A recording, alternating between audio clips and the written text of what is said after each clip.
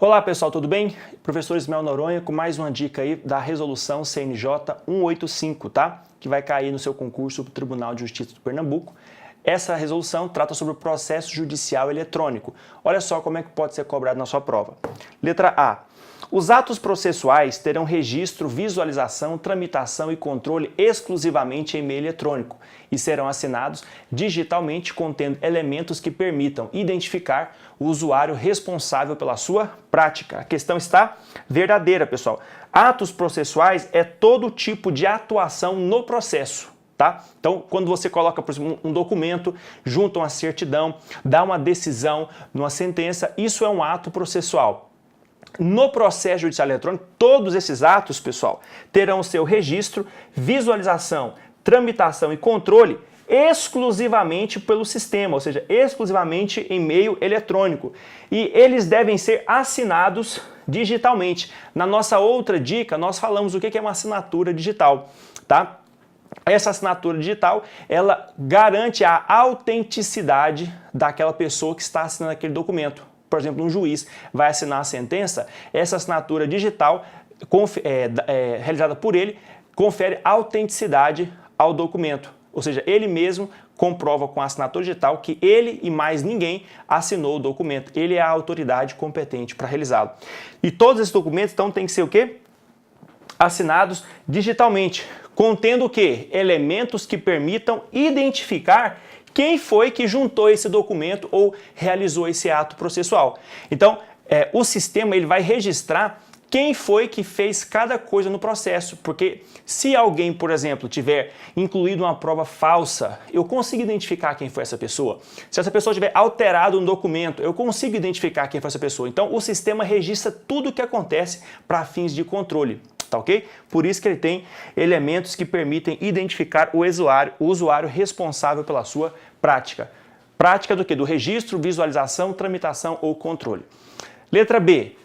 O usuário é responsável pela exatidão das informações prestadas quando de seu credenciamento, assim como pela guarda, sigilo e utilização da assinatura digital, não sendo possível em qualquer hipótese a alegação de uso indevido nos termos dessa medida provisória que estabeleceu assuntos relacionados ao Instituto de Certificação no nosso país. Pessoal, a questão está também correta.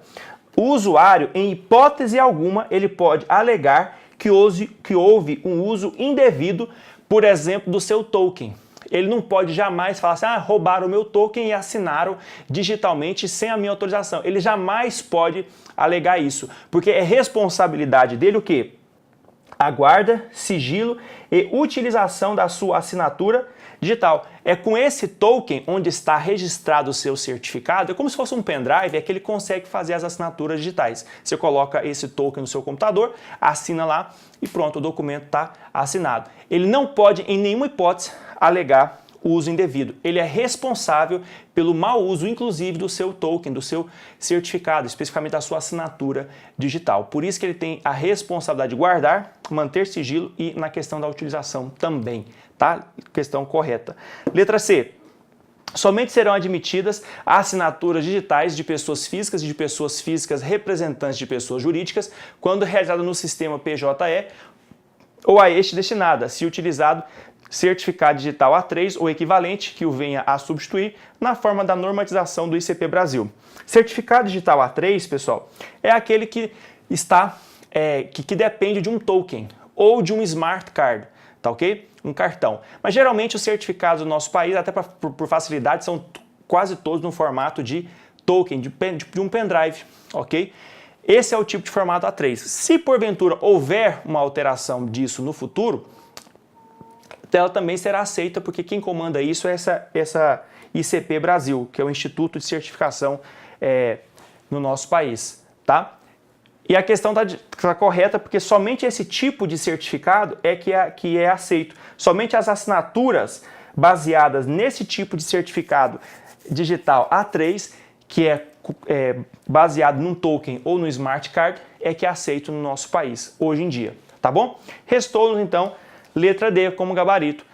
Para o disposto nessa resolução, considera-se digitalização a reprodução digital de documento originalmente físico. Pessoal, a questão está falsa. Presta atenção.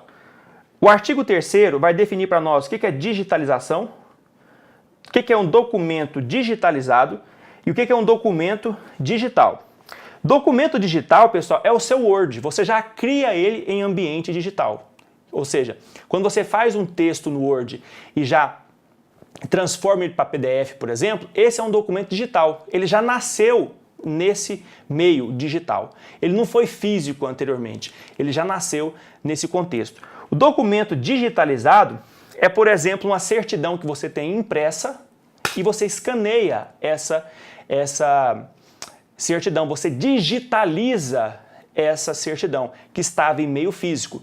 O documento, então, digitalizado é aquele documento que passou pelo processo de digitalização. O que é a digitalização? É o processo de reprodução ou conversão de fato ou coisa produzidos ou representados originalmente em meio não digital para o formato digital. O mais comum é você pegar um papel e digitalizá-lo e colocá-lo ele agora em ambiente digital, em meio digital. Tá ok? Então a questão está errada ao dizer que digitalização é a reprodução digital de documento originalmente físico. Tá ok? Isso é a definição de documento digitalizado e não de digitalização. Então, documento digitalizado é a reprodução digital de documento originalmente físico. Por isso a questão está equivocada. Tá ok? Essas definições do artigo 3º dessa resolução têm a grande chance de cair em prova. Então é importante que você conheça todas, tá bom? Um abraço, tchau.